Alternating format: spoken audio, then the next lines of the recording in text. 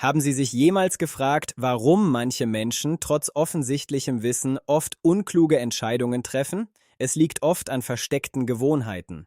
Die Psychologie lehrt uns, dass wahre Intelligenz sich nicht nur im IQ zeigt, sondern vor allem darin, wie wir denken, handeln und mit anderen interagieren.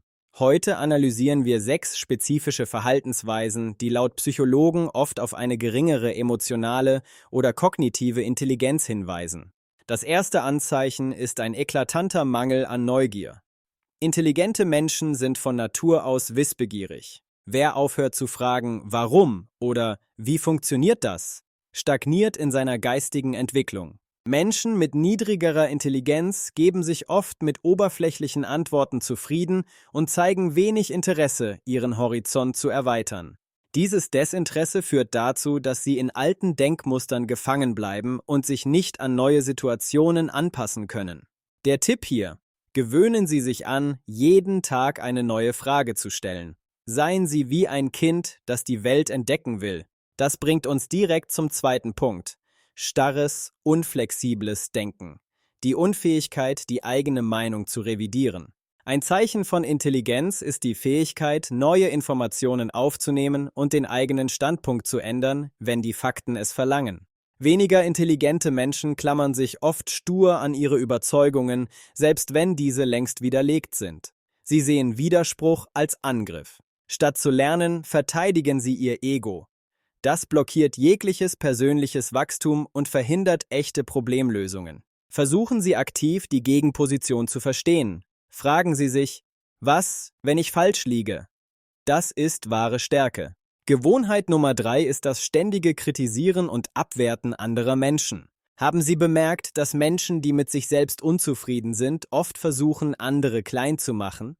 In der Psychologie nennt man das Projektion. Man überträgt eigene Unsicherheiten auf andere. Das ist ein klassischer Abwehrmechanismus. Hohe Intelligenz zeigt sich eher in Verständnis und Toleranz. Wer ständig urteilt, offenbart oft nur seine eigene geistige Enge.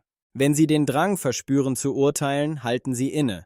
Fragen Sie sich: Was sagt diese Kritik eigentlich über mich aus? Viertens: ein Mangel an Empathie. Emotionale Intelligenz ist ein wesentlicher Bestandteil der allgemeinen Intelligenz. Wer nicht fähig ist, sich in andere hineinzuversetzen, verpasst entscheidende soziale Informationen. Das Leben ist ein soziales Spiel. Wer die Gefühle anderer ignoriert, spielt dieses Spiel schlecht und isoliert sich langfristig selbst. Empathie erfordert komplexe kognitive Prozesse.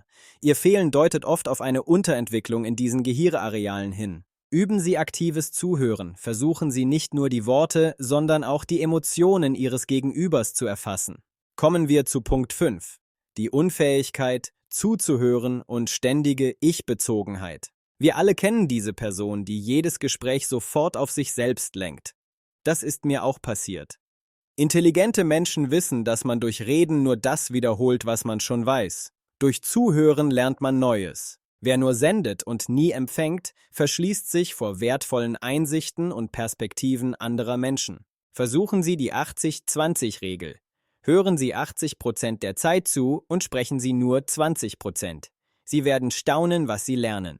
Und schließlich die 6. Gewohnheit: Schwarz-Weiß denken. Die Welt in nur 2 Kategorien einzuteilen: gut oder böse, richtig oder falsch.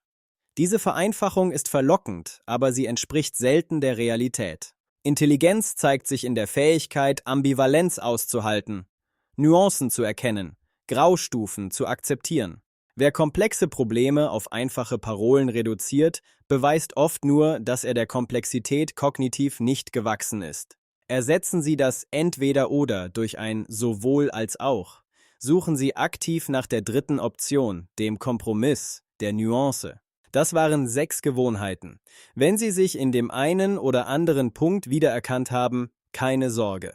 Der erste Schritt zur Besserung ist die Erkenntnis: Intelligenz ist nicht statisch. Wir können an uns arbeiten. Welche dieser Gewohnheiten beobachten Sie am häufigsten? Schreiben Sie es in die Kommentare. Vergessen Sie nicht, den Kanal zu abonnieren, um keine weiteren psychologischen Analysen zu verpassen. Bis zum nächsten Mal.